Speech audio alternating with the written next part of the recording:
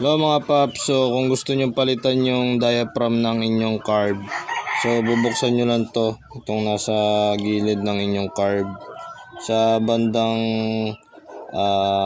sa air ng ating carb. Ito yung air so dito siya nakapwesto.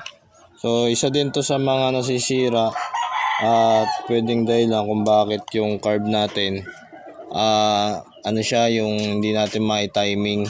So dito may kailangan tayong palitan dito, yung pinaka diaphragm nya. Papakita ko sa inyo yung diaphragm. Bubuksan natin to. Okay mga paps, so tatanggalin natin yung tornilyo.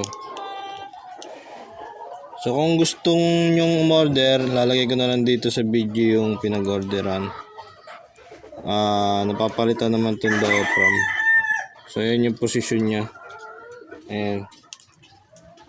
Meron siyang spring dito. Ito yung spring. Kasi ito yung kanyang diaphragm. Ayan. Ito yung pinapalitan mga paps. Saka itong kanyang spring.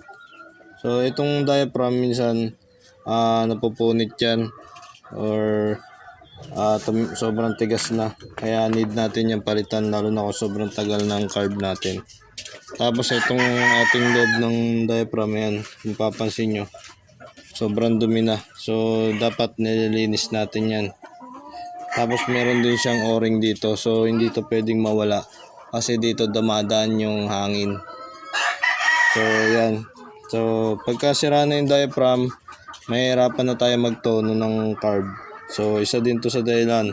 Bukod dito sa kanyang diaphragm dito sa ibabaw, may diaphragm din dito yung parang baso. So yun mga paps. So lalagay ko na dito sa video yung link para maka-order kayo ng ganitong klaseng diaphragm.